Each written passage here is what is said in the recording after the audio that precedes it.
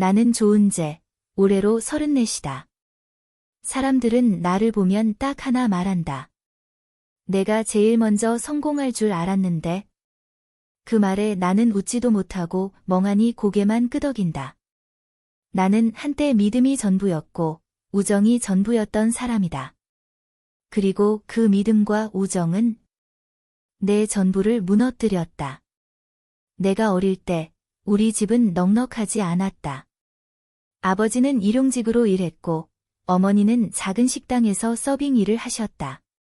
고등학교 졸업까지 한 번도 학원이라는 걸 다녀본 적이 없었고 친구들 입에 오르내리는 브랜드 옷은 나랑 전혀 상관없는 이야기였다. 하지만 그 시절 내 곁에는 유일하게 빛나던 존재가 있었다. 바로 송지연. 지연이는 반에서 인기 많고 집안도 괜찮은 친구였다.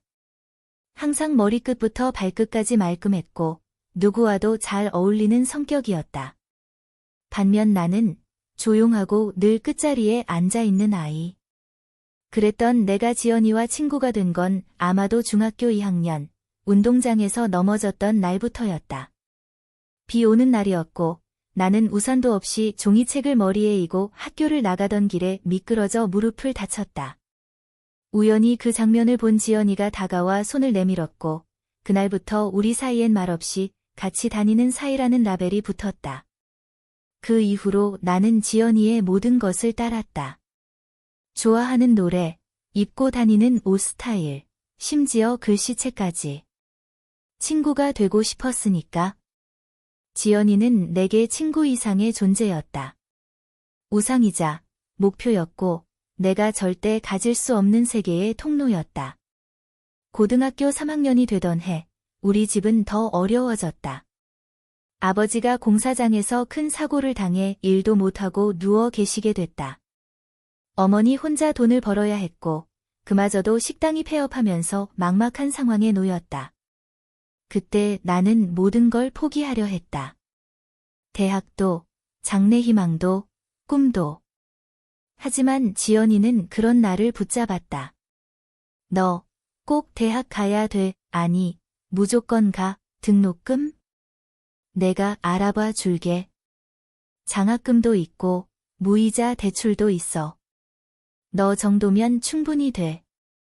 지연이는 내 손을 꽉 잡고 그렇게 말했다. 그날 나는 울었다. 누군가 내 삶을 붙잡아준 느낌이 처음이었으니까. 대학에 들어가고 나서도 우리는 늘 붙어 다녔다. 같은 동아리, 같은 카페, 같은 인생 계획. 다만 딱 하나 달랐던 건 지연이는 항상 선택하는 쪽이었고 나는 그걸 따라가는 쪽이었다는 거다. 내가 추천한 책보다 지연이가 말한 책이 더 인기가 있었고 내가 먼저 제안한 여행보다 지연이가 말하면 다들 모였다. 그게 질투로 느껴질 법도 한데 난 이상하게 좋았다. 내 곁에 지연이가 있다는 게 그냥 고마웠다. 그렇게 우리는 사회에 나왔다. 내 첫 직장은 작은 출판사. 급여는 낮았지만 내가 좋아하던 책을 만드는 일이었다. 반면 지연이는 대기업 마케팅팀에 당당히 입사했다. 명함부터 달랐다. 옷차림도, 점심 메뉴도, 마시는 커피도. 점점 우리 사이엔 금이 가기 시작했다. 야, 언제까지 그렇게 살 거야? 너 진짜 너무 착하게만 살지 마. 사람들이 너 무시해. 지연이는 자주 내게 그런 말을 했다. 그 말이 상처였지만 또 맞는 말 같기도 했다. 그럴수록 나는 더 위축됐고 그녀의 말 한마디에 일희일비하게 됐다. 그러다 결국 어느 날 지연이가 연락을 끊었다. 정확히 말하면 내가 무너지던 그 순간. 내가 직장에서 갑작스럽게 잘렸고 아버지가 돌아가시고 어머니가 쓰러졌을 때. 내 인생에서 가장 바닥을 찍던 그 해 겨울. 지연이는 내 연락에 답하지 않았다. 그렇게 5년이 흘렀다. 나는 달라졌다.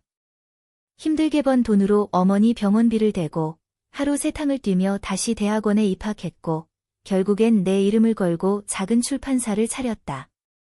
지금도 넉넉하진 않지만 그때처럼 절망적이진 않다. 그런데 그런 내게 한 통의 우편이 날아왔다. 초대합니다. 송지연 블랙하트 강재민 결혼식. 나는 편지를 들고 한참을 멍하니 있었다. 너무 오랜만이라 손글씨조차 낯설었고 이름조차 잊혀지려던 그 순간에 그녀는 다시 내 인생에 들어왔다. 아무렇지 않게. 그리고 이상했다. 그 편지 속엔 내 이름 외에 따로 연락처도 없었고 축사 요청이라는 메모가 적혀 있었다. 너라면 축사 해줄 수 있지? 짧은 메모 하나. 심장이 두근거렸다. 무언가 이상했다. 왜 지금? 왜 나? 나는 그 초대장을 들고 결혼식장에 가기로 결심했다.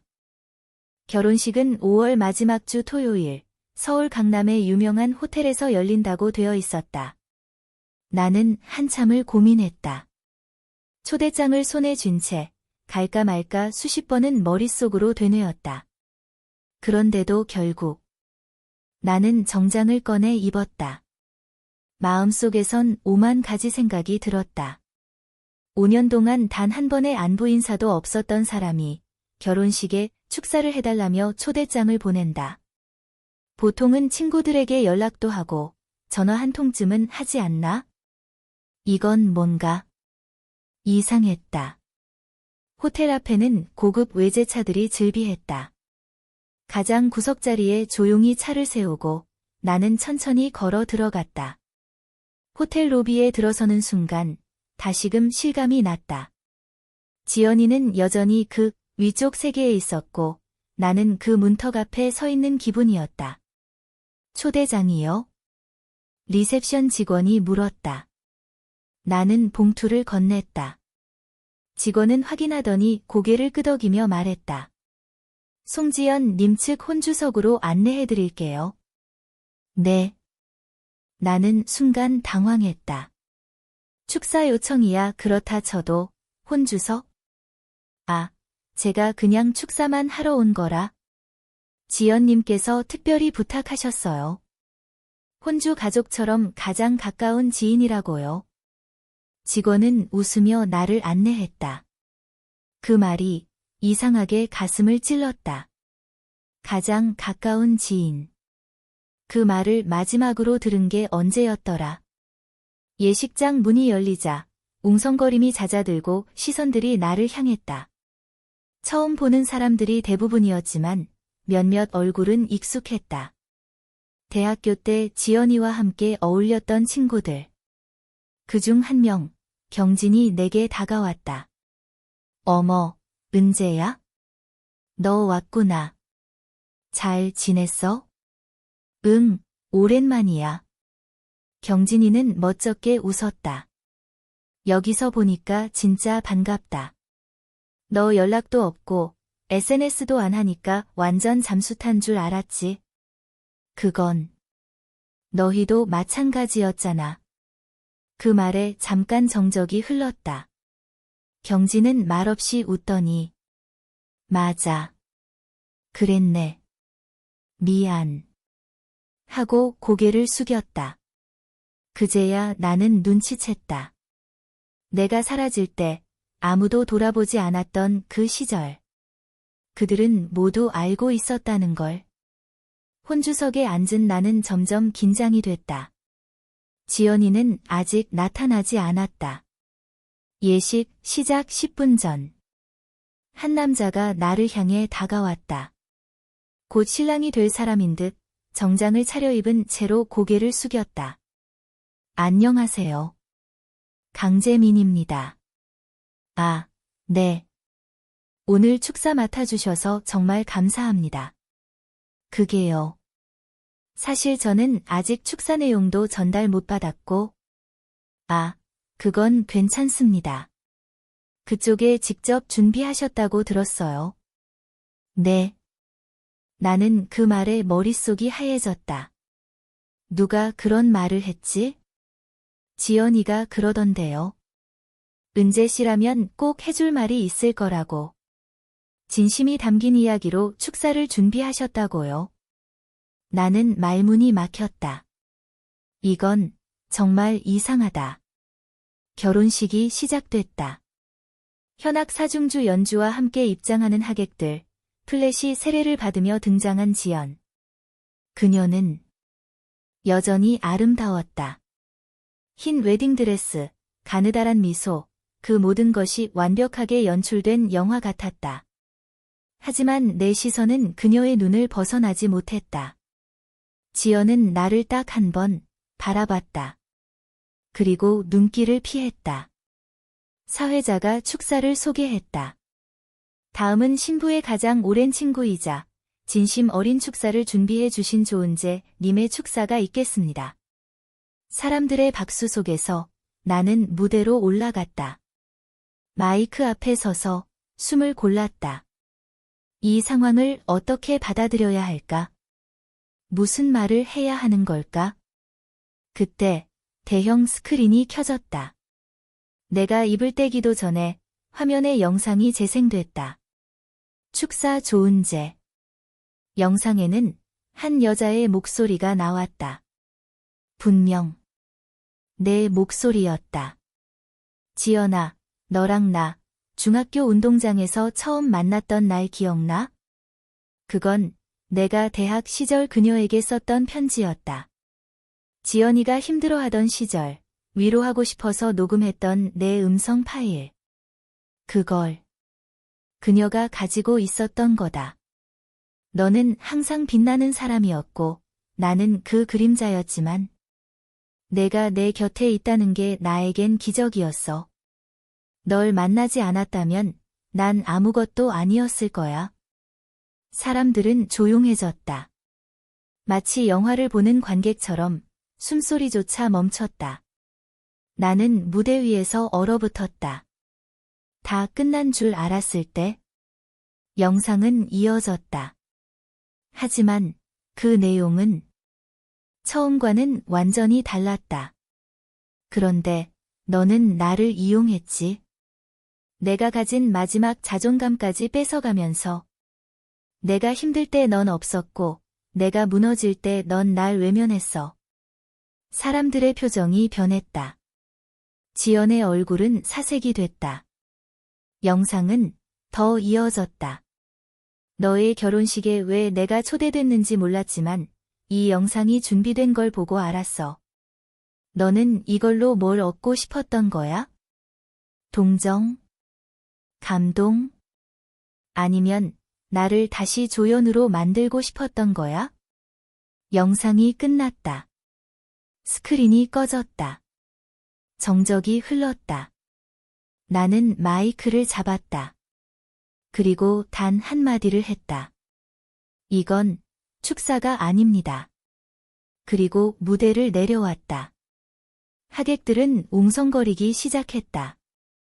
지연은 움직이지 못했다. 신랑은 지연을 바라보다가 곧 걸어 나갔다. 예식장은 순식간에 얼어붙었다. 그리고 나는 더는 돌아보지 않았다. 결혼식장을 나오는 순간 나는 숨을 내쉬었다. 들여마셨던 공기보다 내쉰 공기가 훨씬 무거웠다. 내가 왜 거기에 있었는지, 왜 그런 영상이 준비되어 있었는지. 그 모든 질문에 답할 수 있는 사람은 단 하나뿐이었다. 송지연. 집에 도착하자마자 핸드폰이 요동치기 시작했다. 알 수 없는 번호들, SNS 알림, 메시지, 부재중 전화. 그중 몇 개는 지연의 친구들이었다. 경진. 미쳤어? 그게 뭐 하는 짓이야? 지연이가 너 믿고 축사 부탁한 거잖아. 근데 그걸 그렇게 뒤통수 쳐? 다른 친구. 내가 그동안 얼마나 힘들었는지는 몰라. 근데 이건 아니잖아. 결혼식장에서 망신 주는 건 너무했지. 나한텐 단 하나도 묻지 않았다. 왜 그랬냐, 고. 대신 모두가 나를 가해자로 만들고 있었다. 밤 10시가 넘어서야 전화가 왔다. 지연이었다. 그녀의 이름을 보는 순간 손이 떨렸다. 하지만 결국 전화를 받았다. 은재야. 왜 그랬어? 내 목소리, 내 편지, 어떻게 영상으로 만들었어? 기억나? 예전에 너 내 노트북에다 파일 정리해줬었잖아. 그때 USB로 옮겼던 거 아직 갖고 있었어. 그걸. 왜? 그냥. 기억하고 싶었어. 우리 사이. 기억하고 싶었다는 사람이 그걸 결혼식에서 상영해? 그건. 너도 알겠지만 일부만 편집한 거야. 난 처음 부분만 쓰려고 했어. 마지막 그건. 누가 바꾼 건지 나도 몰라. 나는 말이 막혔다. 누가 바꿨다고? 그럼 내가 안 시켰다는 거야? 그 영상 전체 너 모르게 올라간 거라고? 어쩌면 재민이 쪽에서 뭔가 확인 없이 올린 걸 수도 있고. 확인 없이? 그 중요한 날에? 아무것도 모르고? 지연아, 그게 진심이면? 왜 내 연락을 안 받았어? 지난 5년 동안 단 한 번도. 그녀는 대답하지 않았다. 말없이 숨만 쉬었다. 그 침묵이 더 답답했다. 며칠 후 나는 호텔 측으로부터 연락을 받았다. 결혼식 영상 상영 관련해서 공식적인 사과 요청이 들어왔고 지연이의 신랑 쪽 가족이 호텔에 항의했다는 내용이었다. 심지어 나에겐 영상 저작권 침해로 법적 대응을 고려 중이라는 통보도 있었다. 나는 혼란스러웠다. 내가 피해자인 줄 알았는데 이제는 내가 결혼식 망친 가해자가 되어 있었다. 그 와중에 익명의 메일 한 통이 도착했다. 제목, 지연에 대해 알고 계신가요? 은재 씨, 저도 지연 씨에게 상처받은 사람 중 한 명입니다. 당신의 영상 덕분에 용기 낼 수 있었습니다. 지연 씨가 과거 어떤 방식으로 사람들을 이용하고 손절했는지 알고 계신가요? 꼭 드릴 말씀이 있어요. 처음엔 장난인 줄 알았다. 하지만 메일 하단에 첨부된 사진을 보고 확신했다. 사진 속에는 지연과 어떤 남자, 그리고 계약서 한 장이 찍혀 있었다. 계약서에는 이렇게 적혀 있었다. 상호 마케팅 협력 계약, 송지연 박. 내용을 읽고 나는 소름이 돋았다. 지연은 자신이 운영하는 쇼핑몰 광고에 지인 추천 마케팅이라는 이름으로 친구들을 이용하고 매출을 올린 뒤 관계를 끊어온 것이었다. 이건 뭐야? 나는 지연을 다시 만나기로 했다. 이번엔 제대로. 우린 강남의 한 카페에서 마주 앉았다. 지연은 초췌한 얼굴이었다. 결혼식 이후로 신랑과 따로 지낸다고 했다. 무슨 말을 들었는진 모르겠지만 다 오해야. 오해? 나는 노트북을 열어 그녀 앞에 계약서와 사진을 꺼냈다. 이거 뭐야? 지연은 표정을 숨기지 못했다. 눈이 휘둥그레졌다가 입을 굳게 다물었다. 이건 개인적인 일이야. 개인적인 일?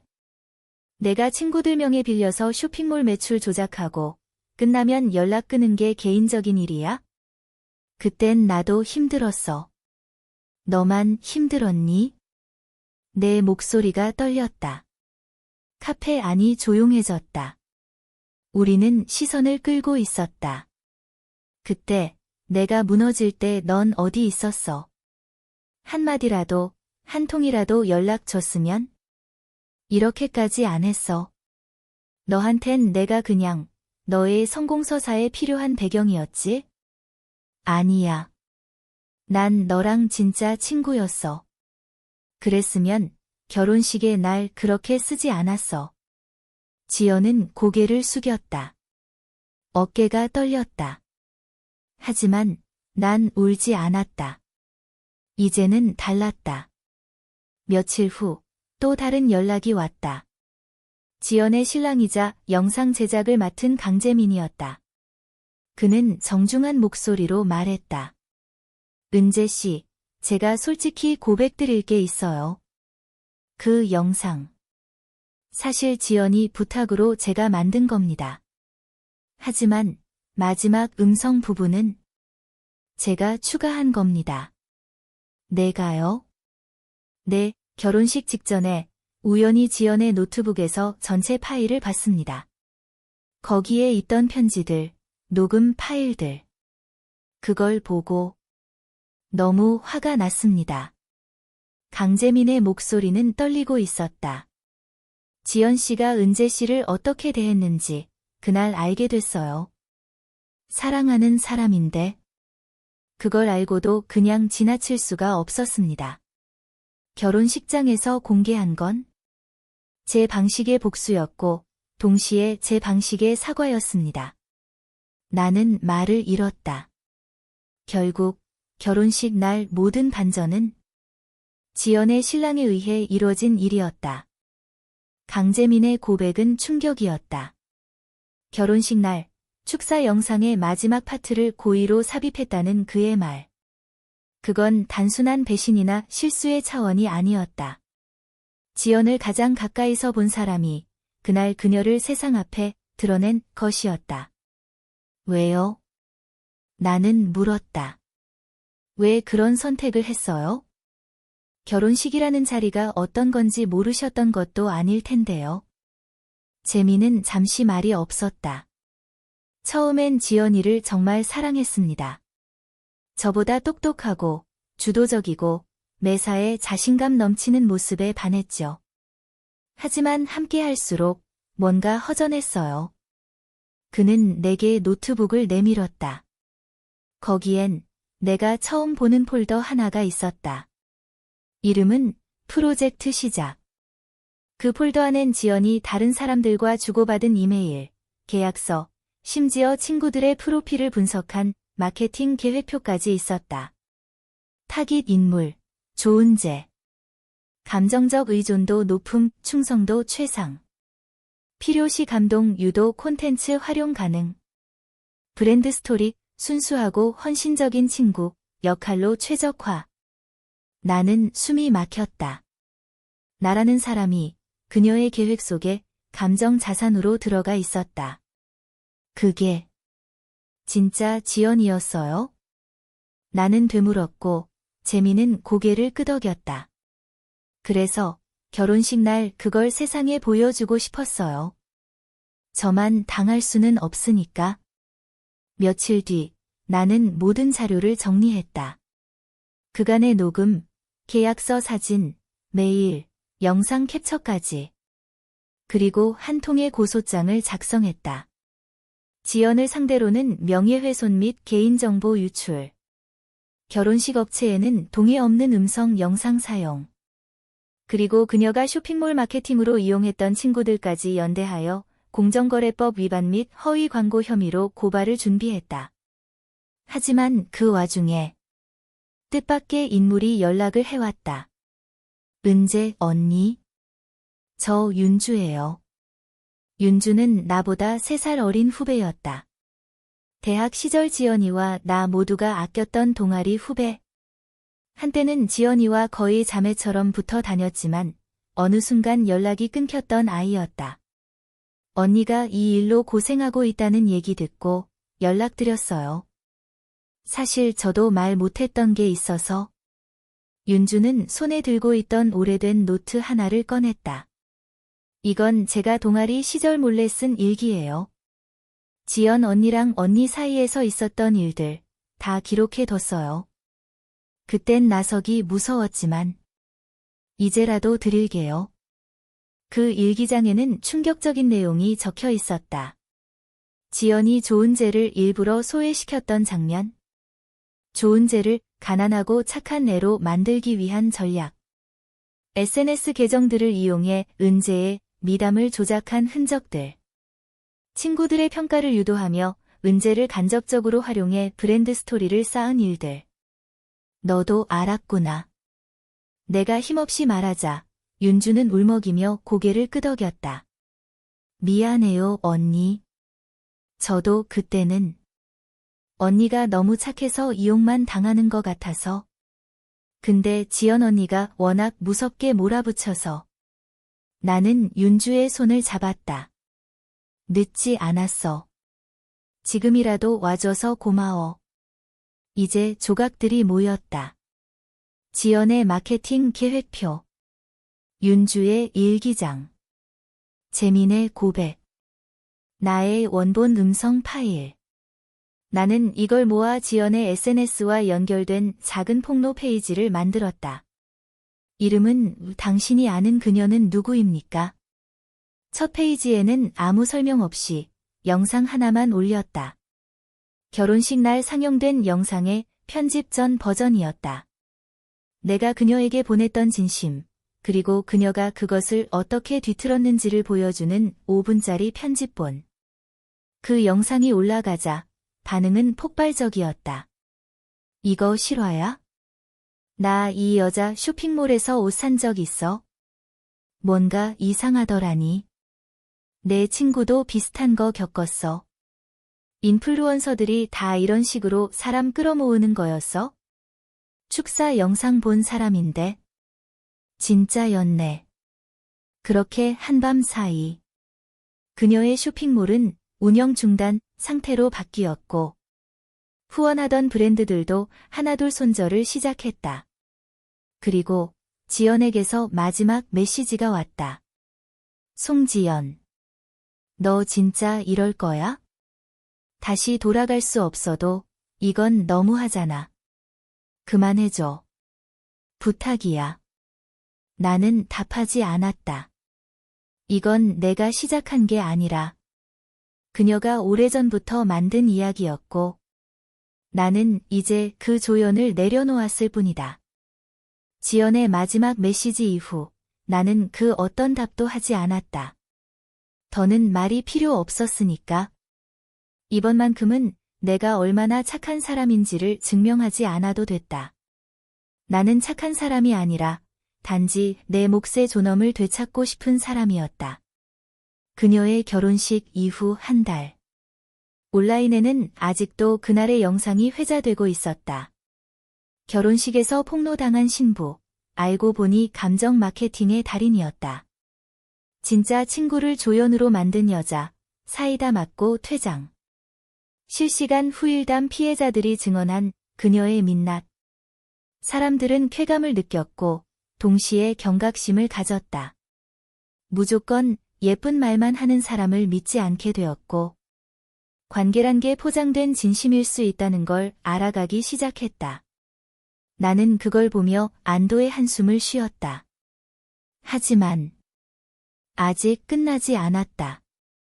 그 주 금요일 나는 한 유명 팟캐스트 제작자의 전화를 받았다. 조은재 작가님, 혹시 이번에 진짜 친구였던 그녀라는 이름으로 공개된 페이지 운영자 맞으시죠? 맞습니다. 혹시 저희 방송에 나와주실 수 있으실까요? 직접 겪은 이야기, 생생하게 전해주실 수 있을 것 같아서요. 잠시 망설였지만 나는 고개를 끄덕였다. 네, 괜찮습니다. 방송은 대폭발이었다. 나는 지연의 실명을 말하지 않았다. 대신 그녀가 어떤 방식으로 친구들의 감정을 포장하고 그걸 자신의 브랜드 서사로 이용해왔는지를 구체적으로 설명했다. 우정이라는 건 나를 비워서 채워주는 게 아니에요.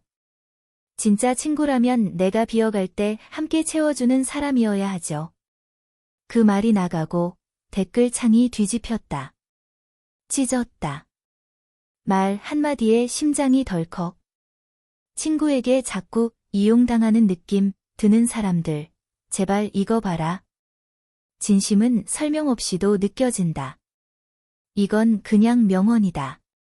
그 방송 이후 지연은 더는 사회활동을 이어가지 못했다.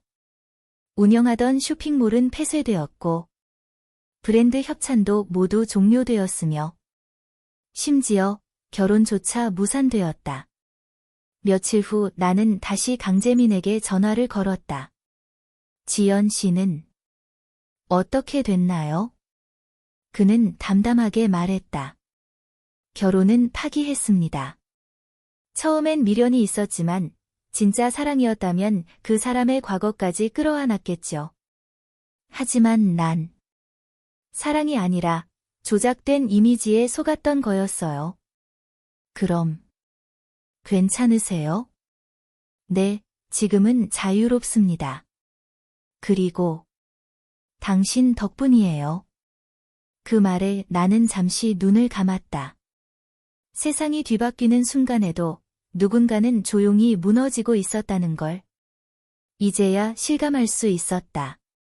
며칠 후 지연의 어머니가 나를 찾아왔다. 갑작스러운 방문이었다. 은재야, 나 좀 봐줄 수 있을까? 그녀는 한 손에 봉투를 들고 있었다. 이건 지연이가 너에게 전해달라고 한 거야? 처음에는 나도 믿기 힘들었어. 지연이가 그런 일들을 했다는 게. 근데 이건 내가 받아야 할 것 같아서. 봉투 안에는 오래된 사진 몇 장과 손편지 한 통이 들어 있었다. 은재에게 미안하단 말 한 번도 못해서 끝까지 미안해. 난 너를 친구라고 생각했던 게 아니라 내 인생을 더 그럴싸하게 만들어주는 배경이라 여겼어. 근데 지금 돌아보니 그 배경이 가장 빛났던 게 바로 너였더라. 사람들은 내가 가진 걸 부러워했지만 나는 항상 내가 가진 순수함이 부러웠어. 그건 어떤 돈으로도 어떤 외모로도 가질 수 없는 거였어. 그래서 더 가졌던 것 같아. 너의 빛을, 너의 말들을, 내가 나에게 주었던 모든 걸. 이제 그만 놓아줄게. 그리고 진심으로 축하해. 넌 이제 내 인생의 주인공이야. 나는 편지를 들고 한참을 울었다. 그녀의 진심이 늦게라도 도착했다는 게 기뻤고 그게 말이 아닌 글로 남았다는 게 다행이었다. 그리고 나는 결심했다. 이 이야기를 책으로 쓰기로. 제목은 조연의 자리에서 주인공으로. 지연의 실명은 적지 않았다. 그저 관계 속에서 조연이었던 내가 어떻게 주인공이 되어갔는지, 그리고 진짜 우정과 회복이 무엇인지에 대해 담담하게 적어 내려갔다. 그 책은 베스트셀러가 되었다. 사람들은 나에게 말했다. 그 이야기, 내 이야기인 줄 알았어요. 내가 조연이던 시절, 딱 그 감정이었거든요. 마지막으로 방송에서 나눈 그 한마디. 당신은 지금 누구의 이야기에 조연으로만 머물고 있나요? 이젠 당신 차례입니다. 그 문장이 내 삶의 마침표였고 동시에 새로운 시작이었다. 시간이 흐르면 모든 것이 잊힌다고들 한다. 하지만 나는 알게 되었다. 시간은 모든 걸 잊게 하지는 않는다. 다만 그 기억을 다른 온도로 품게 해줄 뿐이라는 것을. 지연의 손편지를 받은 뒤 나는 다시 한번 무너졌고 동시에 다시 일어섰다. 그녀의 마지막 말처럼. 나는 이제 내 인생의 조연이 아니라 주인공이었다. 책이 출간된 후 내 삶에도 많은 변화가 찾아왔다. 한때 망설이기만 하던 작가라는 이름 앞에 내 이름이 붙었고 소규모 출판사였던 마루문고는 지금 전국 서점과 계약된 이름 있는 출판사로 성장했다. 가끔은 내 책을 들고 사인을 받으러 오는 독자들이 줄을 서기도 했고 무대 위에서 독자들에게 이야기를 들려주는 자리에 초청되기도 했다. 그럴 때마다 나는 항상 말했다. 저는 남들보다 더 뛰어난 이야기를 가진 사람이 아닙니다. 다만 더 많이 상처받았고 그 상처를 오래 안고 있었던 사람입니다. 그 말에 많은 이들이 고개를 끄덕였다. 그리고 울었다. 그들의 눈물은 이제 내가 울던 시절의 나에게 닿아주는 위로 같았다. 어머니도 이 책을 꼭 읽고 싶다고 하셨다. 처음엔 말렸다. 너무 많은 감정이 들어있어서 혹시 상처받을까 걱정돼서였다. 하지만 어머니는 나를 꼭 안아주며 말씀하셨다. 우리 은재가 얼마나 아팠는지 이제야 제대로 알게 되네. 그걸 말로 안 하고 글로 꾹꾹 눌러 담은 거니까 더 자랑스럽다. 그리고 조용히 말씀하셨다. 지금까지는 너 혼자 싸운 줄 알았는데 그 싸움 덕에 지금 우리 둘 다 살아있는 거야? 나는 눈물이 쏟아졌다.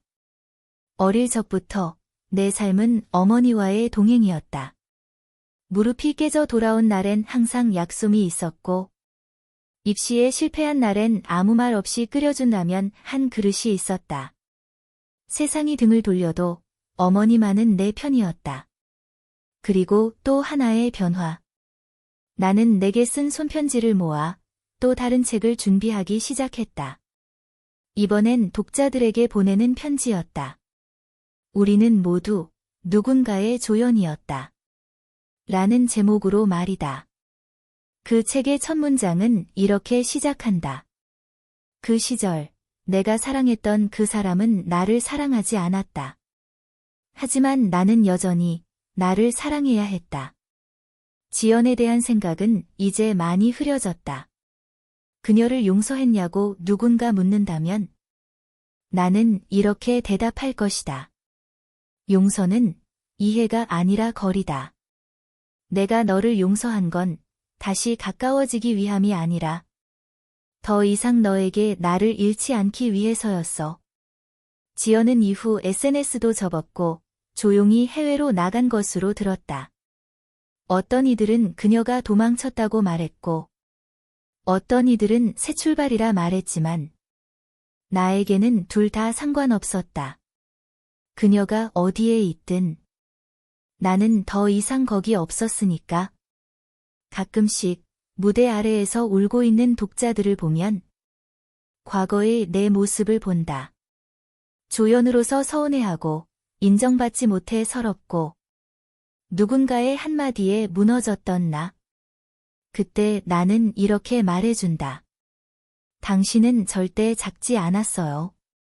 그 사람이 커 보였던 건 당신이 낮게 엎드려 있었기 때문이에요. 그리고 꼭 그 마지막 문장을 덧붙인다. 이제 일어나세요. 이젠 당신 이야기니까요. 가장 감동적이었던 날은 한 중학생 독자가 찾아와 내게 손편지를 준 날이었다. 작고 둥근 글씨로 이렇게 쓰여 있었다. 작가님, 저도 조연이에요. 학교에서 친구가 항상 저보다 앞에 있어요. 근데 이제 질투 안 하기로 했어요. 작가님처럼 저도 언젠가 주인공이 될 수 있다는 거 믿게 됐어요. 나는 그 편지를 책갈피로 끼워두고 다녔다. 어디서든 꺼내 볼 수 있도록. 인생은 어느 날 갑자기 바뀌지 않는다. 그저 작은 결심, 작은 발걸음, 작은 진심들이 모여서 결국 하나의 방향을 바꾼다. 그리고 나는 그 첫걸음을 디딘 사람이다. 눈물로, 침묵으로, 상처로. 그럼에도 멈추지 않았기에 지금 이 자리에 있다. 이렇게 내 삶은 다시 시작되었다. 누구의 그림자도 아닌 나의 빛으로. 살다 보면 때때로 그런 순간이 찾아온다. 누군가를 너무 사랑했고, 너무 믿었고, 그래서 너무 아팠던 시간.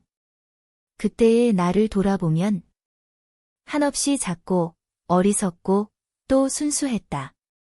하지만 그 시절이 없었다면 나는 지금의 나를 절대 만날 수 없었을 것이다. 나는 누군가의 조연으로 살았다. 화면 밖에서 박수만 치고 뒤에서 응원만 하며 늘 중심에 서지 못하고 빛을 뒤로만 받아야 했던 사람. 그러면서도 속으로는 이렇게 되뇌었다. 나는 그저 그런 사람이니까. 나는 앞에 나서는 사람이 아니니까. 나는 원래 이런 역할이 어울리니까. 하지만 그건 사실이 아니었다. 내가 조연이었던 게 아니라 그저 누군가의 프레임 안에 갇혀 있었을 뿐이다. 사람은 누구나 빛날 수 있다. 단지 그 빛이 다른 사람에게 가려져 있었던 것뿐이다. 그 빛을 다시 꺼내기까지는 오랜 시간이 걸리기도 하고, 때론 아주 작고 따뜻한 한마디면 충분할 때도 있다. 넌 조연이 아니야. 그 말을 나는 나에게 해주고 싶었다. 그리고 그 말을 지금 이 글을 읽는 당신에게도 전하고 싶다. 누군가에게 끌려다니는 삶을 살고 있다면, 누군가의 평가에 따라 흔들리는 하루를 반복하고 있다면, 한 번쯤은 물어보자. 나는 지금 누구의 이야기 속에 살고 있는가? 그리고 다시 묻자.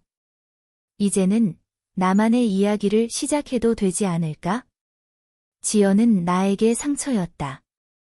하지만 그 상처는 내게 또 다른 선물이 되었다. 나는 그 과정을 통해 내 마음의 경계를 세우는 법을 배웠고, 진짜 관계는 절대 이용이라는 말과 함께 할 수 없다는 걸 알게 되었다. 가장 고통스러웠던 기억이 나중에는 가장 귀중한 메시지가 되었다. 나는 더 이상 누군가의 들러리가 아니다. 내가 사랑하는 일, 내가 지키고 싶은 사람, 내가 믿는 가치 속에서 내 인생을 주도적으로 살아가고 있다. 그리고 그 여정을 이야기로 풀어내며 또 다른 누군가의 마음에도 빛을 전할 수 있게 되었다. 마지막으로 지금 어딘가에서 나처럼 조연의 자리에 앉아있는 사람들에게 이 말을 남긴다. 당신이 그 자리에서 얼마나 오래 있었는지는 중요하지 않아요. 지금 그 자리에서 일어나기로 결심했다면 그 순간부터 당신은 주인공이에요. 그리고 꼭 기억하세요. 누구의 이야기든 진짜 주인공은 마지막까지 포기하지 않은 사람입니다.